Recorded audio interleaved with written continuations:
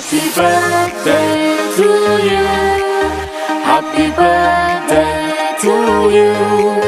Happy birthday, happy birthday, happy birthday to you.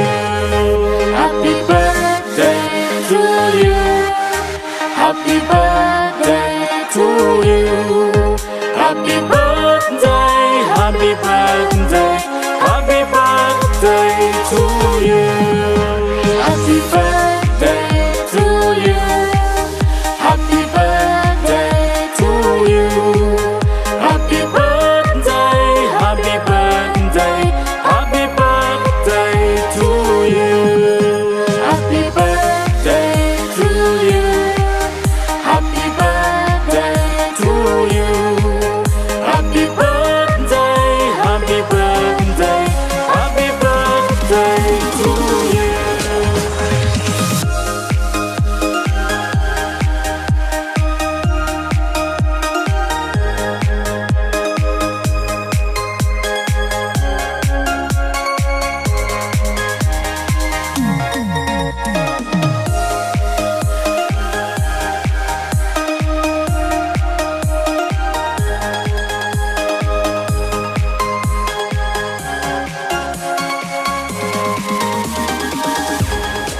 संसार में जो उत्पत्ति है, पशु पक्षी सुख नर असुख जलचर कीट पतंग सभी उत्पत्ति कर्म की है। जो नाना रंग कर्म है हमारे, हम काट रहे हैं।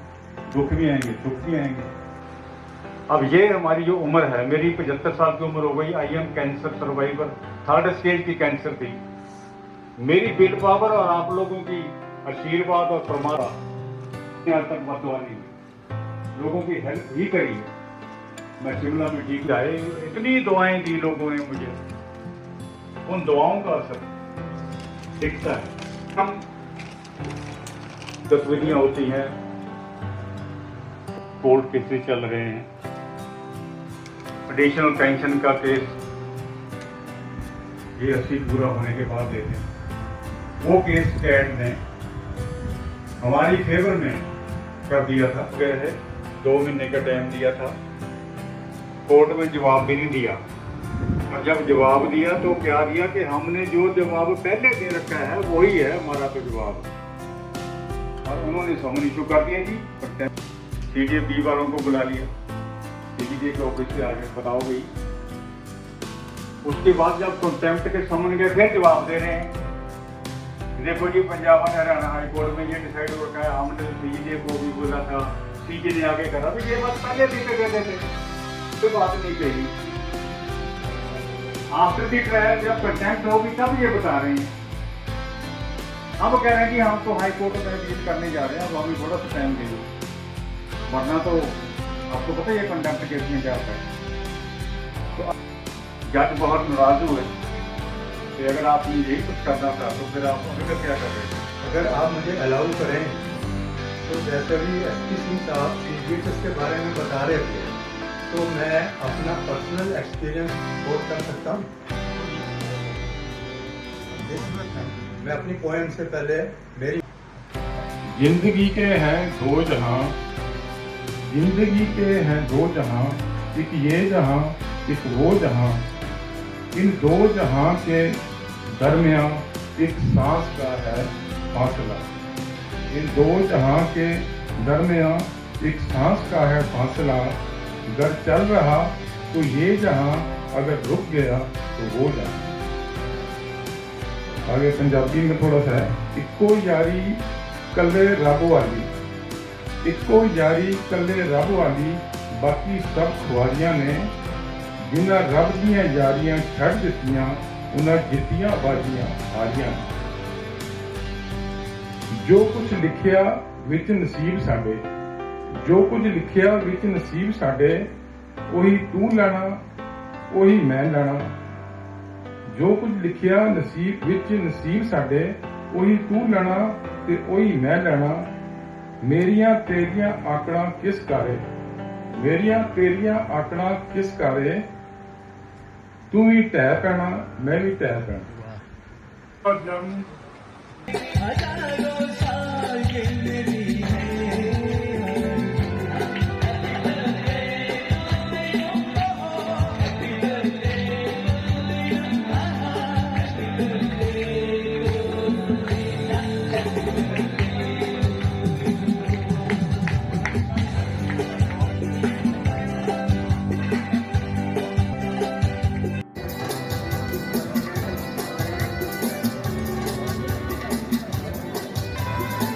asked me what to say.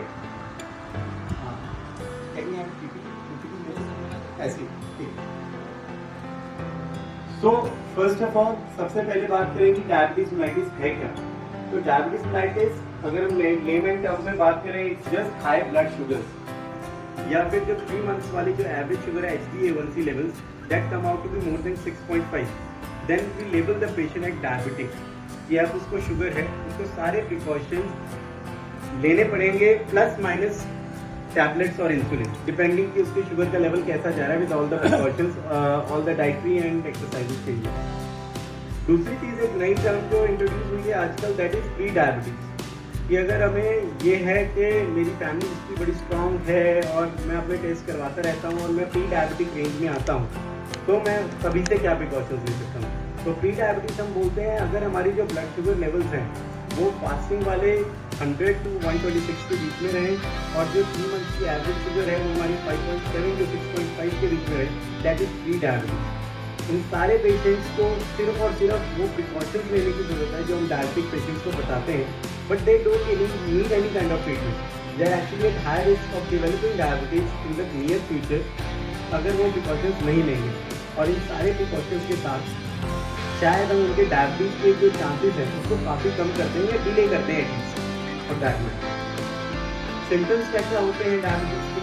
तो मोस्ट कॉमन जो सिम्टम्स हैं पॉलीफेजिया, पॉलीपेप्सिया एंड पॉलीयूरिया। पॉलीफेजिया होता है कि हमें अचानक से भूख बहुत ज़्यादा लगने लग जाती है, एक दो रोटी खाने वाला इंसान 3 4 रोटियाँ खाने लग जाता है और उसके बावजूद भी in between meals also he feel hungry. दूसरा होता है पॉलीपेप्सिया, ये हमें प्यास बहुत ज़्यादा लगने लग जाती है और हम बार बार पानी पीते हैं। और तीसरा होता है पॉलीयूरिया। तो पॉलीयूरिया होता है कि बार यूरिन आना। अब बार यूरिन आना एज के साथ एक प्रोस्टेट का भी मार्कर हो सकता है, लेकिन यंग पेशेंट है या एक एजेड पेशेंट भी है उसमें अगर फ्रिक्वेंट मेरी हाथों पैरों की नसों में दर्द होने लग गया है अचानक से, जितना मैं पहले चल पाता था उतना चल नहीं पाता हूँ, फिर रैशनल अनइंटेंशनल मेरा वेट लॉस होना शुरू हो गया है इंस्पाइट कि मैं अपनी डाइट अच्छी रख रहा हूँ, तो ये सारे डिजीज हम बोलते हैं कि हाँ डायबिटीज के साथ एसोसिएटेड हो सकते हैं। जो हम कॉमन कॉम्प्लिकेशंस बोलते हैं कि डायबिटीज की, अब डायबिटीज हो गई ठीक है, लेकिन हमें इसे प्रिवेंट करना क्यों जरूरी है? हमें वो दवाइयाँ लेना, ये सारे प्रिकॉशंस करना, एक्सरसाइज करना क्यों जरूरी है? ताकि हम उसकी कॉम्प्लिकेशंस को प्रिवेंट कर सकें। डायबिटीज अपने आप में इंसान को नहीं मारती, जो उसकी कॉम्प्लिकेशंस है वो इंसान को मारती है। वो कॉम्प्लिकेशंस क्या हैं? वो कॉम्प्लिकेशन किडनी को खराब कर सकते हैं जो हम डायबिटिक नेफ्रोपैथी कहते हैं, वो नसों को खराब कर सकते हैं जो हम डायबिटिक न्यूरोपैथी कहते हैं, हार्ट में वो कार्डियोमायोपैथी, हार्ट को फैलाना शुरू कर देते हैं, हार्ट की पंपिंग कैपेसिटी कम हो जाती है और अगर अनकंट्रोल चलती रहे तो MI मतलब हार्ट अटैक वगैरह भी कर सकती है। ब्रेन में अनकंट्रोल्ड ब्लड शुगर स्ट्रोक कर सकती है। बेसिकली जितनी जहाँ हमारे शरीर में नसें जा रही हैं, खून का दौरा जा रहा है, डायबिटीज उन जगहों को धीरे धीरे दीमक की तरह खोखला कर देती है। ठीक है, क्यों? क्योंकि वो ब्लड सप्लाई को भी हिंडर करने लग जाती है और उन ऑर्गन्स की जो इंटीग्रिटी है अंदर से जो उनको स्ट्रॉन्ग बना रही है चीजें, उन चीजों को भी खोखला करना शुरू कर देती है। उसके अलावा जो कॉम्प्लिकेशंस जो कॉमनली हम देखते हैं, आंखों में देखते हैं कि आंखों के पर्दे में दिक्कत आ गई है, रेटिनोपैथी हो गई है, किडनी में बहुत कॉमन है कि अनकंट्रोल्ड ब्लड शुगर चल रही है तो हमारी नेफ्रोपैथी शुरू हो गई है। टाइमली डिटेक्ट हो गया तो बहुत अच्छी बात है, नहीं तो अनकंट्रोल्ड हो तो परमानेंट डैमेज भी हो सकता है और पेशेंट डायलिसिस पे भी जा सकता है। उसके अलावा हाथों पैरों में दर्द, नसों में सुनपन रहना, रातों को जलन बहुत ज्यादा होना, ये सब डायबिटिक न्यूरोपैथी की निशानी होती है। डायबिटिक पेशेंट को इट्स वेरी कॉमन, चोट कहीं पे लग रही है और वो ठीक नहीं हो पा रही है, the wound healing is very much delayed, ये बहुत कॉमन है और इसीलिए डायबिटिक पेशेंट को ये बोला जाता है कि वो कोई भी सर्जरी कराएं, चाहे छोटी हो चाहे बड़ी हो, तो सबसे पहले अपनी शुगर्स कंट्रोल रखें। इन्फेक्शन के लिए बहुत ज़्यादा प्रोन हो जाते हैं। उसके बाद डायबिटिक फुट, शायद आप लोगों ने कुछ पेशेंट्स में, कुछ रिलेटिव्स में या कभी देखा हो कि धीरे धीरे हमारे जो पैर का खून का दौरा है वो खत्म होने लग जाता है, जख्म बनने लग जाता है और अल्टीमेटली पैर काला होकर उसको काटना भी पड़ सकता है। तो ये सब चीज़ें डायबिटीज कर सकती है। तो आप देख सकते हो कि डायबिटीज मतलब कितनी खतरनाक बीमारी है कि वो धीरे धीरे कैसे, मतलब शरीर को ऐसे नहीं है कि बंदे को सिर्फ जान ही लेती, उसको एक अपाहिज की ज़िंदगी की तरह बना देती है, वो डिपेंडेंट हो जाता है अगर वो अनकंट्रोल्ड रहे तो। ठीक है, अब इसमें ये आता है कि कौन कौन से ऐसे लोग हैं जिनको कि रेगुलर अपनी शुगर मॉनिटरिंग कराते रहनी चाहिए। रेगुलर मॉनिटरिंग मतलब एवरी 6 मंथ, वैसे तो जितने भी लोग हैं उनको after the age of 45 years every year तो हम रिकमेंड करते ही हैं every person should get his और हर डिस्टिंग check blood sugar level check yearly, पर हर 6 मंथ्स पे किन लोगों को करवानी चाहिए?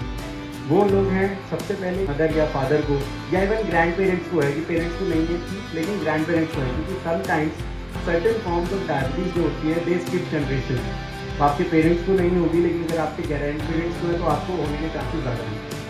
दूसरा है ओबेसिटी। ओबेसिटी तो आज की डेट में मतलब हर चीज़ के लिए खतरनाक है। इवन कोविड में भी हमने देख लिया है, एज इतना मैटर नहीं कर रही थी कि पेशेंट कितना सिक हो रहा है, कौन निकल रहे हैं कौन नहीं, लेकिन ओबीस पेशेंट अगर ओबीस यंग भी है वो जा रहे थे, लेकिन जो पतले पेशेंट्स हैं 80 साल के हैं वो भी बच रहे थे। ठीक है, तो ओबेसिटी तो हर चीज़ के लिए रिस्क फैक्टर है हमारा। गेस्टेशनल डायबिटीज़ मतलब जिन फीमेल्स को प्रेगनेंसी के दौरान डायबिटीज़ डिटेक्ट हुई थी।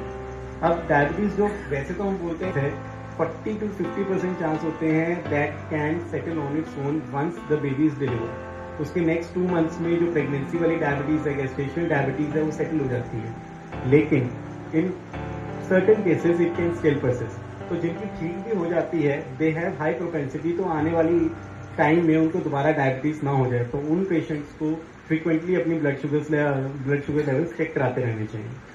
दूसरा है कोलेस्ट्रॉल भी इनफैक्ट एक रिस्क फैक्टर माना गया है, जिसमें हम पेशेंट्स को बोलते हैं कि अपनी डायबिटीज़ फ्रीक्वेंटली चेक करें, स्पेशली वो लोग पहली चीज़ जिनका जो ट्राइग्लिसराइड लेवल है मोर देन 250 रहता है, और दूसरे वो लोग जिनका जो HDL मतलब triglyceride is the bad cholesterol जिसको हमें कम करना होता है, HDL is the good cholesterol जो किसी दवाई से नहीं बढ़ता है, वो सिर्फ और सिर्फ एक्सरसाइज से बढ़ता है। तो वो हमारा अगर लेस देन 35 भी रहता है वो भी एक रिस्क फैक्टर है। उन पेशेंट्स को भी अपना जो ब्लड शुगर लेवल्स हैं वो एवरी 6 मंथली फ्रीक्वेंटली चेक करवाना चाहिए। पॉलीसिस्टिक किडनी डिजीज जो होते हैं, जो ये पेशेंट्स होते हैं, इनमें इंसुलिन रेजिस्टेंस बन जाती है। फीमेल्स को शायद इसका ज़्यादा आइडिया है, PCOD उन्होंने बहुत कॉमनली सुना होगा अपने आसपास। तो उन पेशेंट्स में जो इंसुलिन रेजिस्टेंस बन जाती है उसके कारण they have the high propensity to develop diabetes. They should regularly get their blood sugar level check. अब मेन डूज एंड डोंट्स क्या है डायबिटीज में, मतलब हम क्या खा सकते हैं क्या नहीं खा सकते हैं, क्योंकि मैं मतलब समटाइम्स तो क्या it's very common specially in Punjabi population कि वो हमें कहते हैं कि नहीं सर मैं कहाँ मीठा कहाँ खाता हूँ, मैं तो मीठा छोड़ दिया है, मैं तो सिर्फ गुड़ ले लेता हूँ। गुड़ में कहाँ मीठा होता है, गुड़ तो हेल्दी होता है।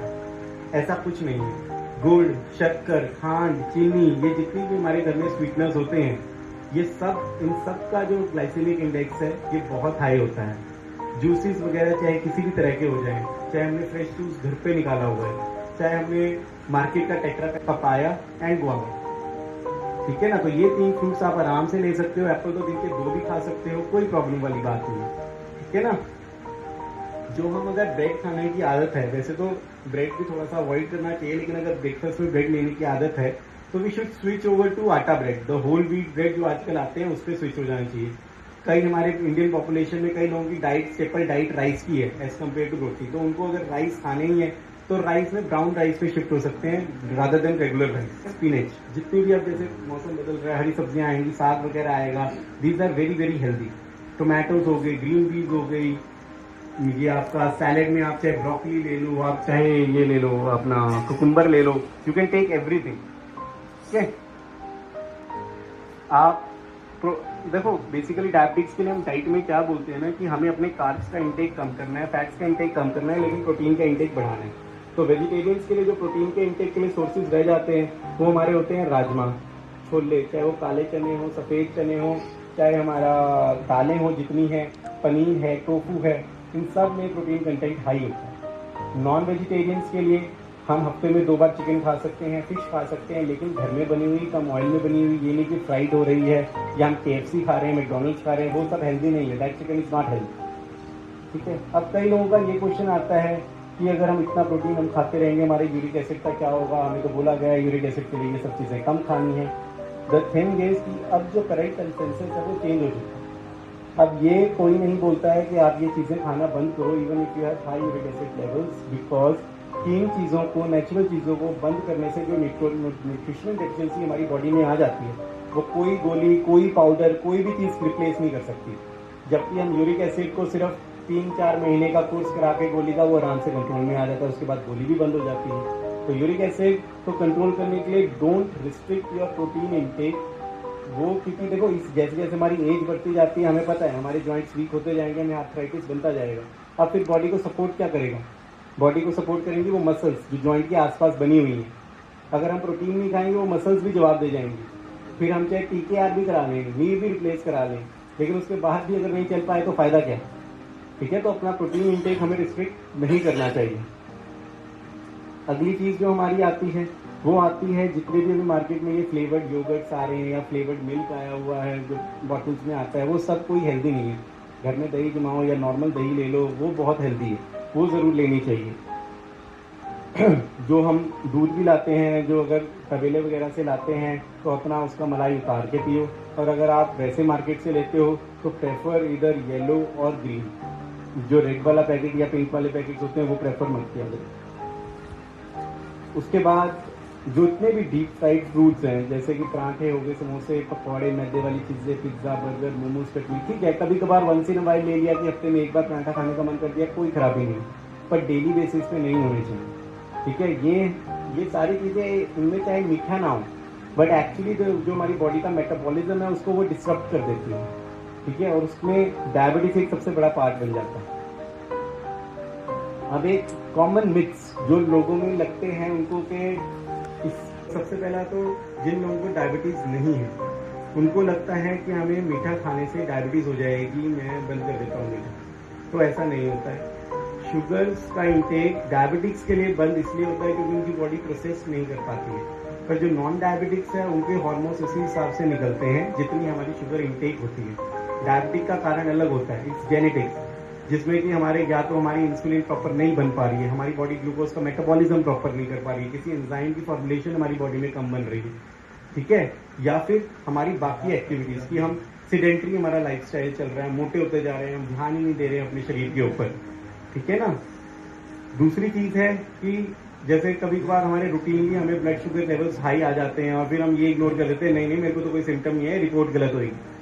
तो ऐसा नहीं है कि हर बार हमें सिम्टम्स आने ही हैं। ठीक है, इन 50 to 60% ऑफ डायबिटिक्स कोई सिम्टम्स नहीं आते डायबिटीज के, वो रूटीनली ही पता लगते हैं। ठीक है, तो अगर आपका टेस्ट पॉजिटिव आ जाता है देन कंसीडर योरसेल्फ डायबिटिक।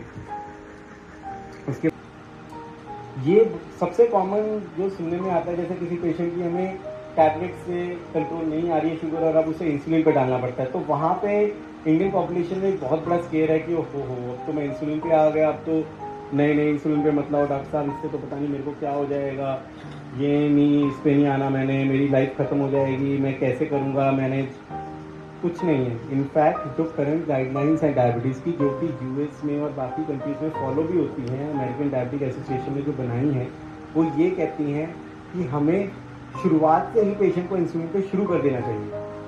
क्यों शुरू कर देना चाहिए? ताकि जो उनकी खुद की बॉडी की इंसुलिन बन रही है, जो बीटा सेल्स हमारे पेनक्रियास में बना रहे हैं, वो बनाते रहें, ज़्यादा लंबे समय तक बनाते रहें, वो डैमेज ना हो और ज़्यादा, वरना तो उनके ऊपर ओवरलोड पड़ता रहेगा। आप एक जैसे जिम में आप एक ही मसल को मारते रहोगे, शुरू में तो बिल्ड होएगी, उसके बाद तो बेचारी वो भी थक के हार मान जाएगी ना। तो इसीलिए हमें शुरू से इंसुलिन शुरू कर दें, वो उनका कंसेंसस है। पर इंडिया में हम फॉलो नहीं करते हैं चीज़, क्योंकि ना तो पेशेंट मानता है ना कंप्लायंस अच्छी रहती है। बट जब मान लो आपको इंसुलिन पे शुरू करना पड़ जाता है, जब आपकी टैबलेट से कंट्रोल नहीं आ रही है, तो आपको एक बात जानना सबसे ज़्यादा ज़रूरी है, जो इंसुलिन होती है उसके कोई साइड इफ़ेक्ट्स नहीं होते हैं। पुराने ज़माने में जो इंसुलिन आती थी वो हॉर्स से बनती थी, अब जो इंसुलिन बनती है वो ह्यूमन से बनती है। तो पुराने टाइम की इंसुलिन के साइड इफ़ेक्ट्स होते थे, जो अब टाइम की इंसुलिन है वो it is almost exactly same जो हमारी नेचुरल इंसुलिन बॉडी में बनती है। तो that is absolute free of side effects. सिर्फ लोकल हल्का फुल्का इफेक्ट ये कर सकती है, वो भी तब अगर हम एक ही साइड पे बार बार लगाते रहें, तब ये है कि लोकल एरिया जो है वहाँ पे लाइपोडिस्ट्रॉफी हो जाती है। लेकिन वो भी अगर हम साइड बदल के लगाते रहें, जो कि हम यूजुअली डायबिटिक्स को बोलते हैं, तो कोई दिक्कत नहीं आती है इंसुलिन से। फिर वो चाहे एक टाइम की इंसुलिन हो, 2 टाइम की हो, चाहे 3 टाइम की हो, उससे कोई फर्क नहीं।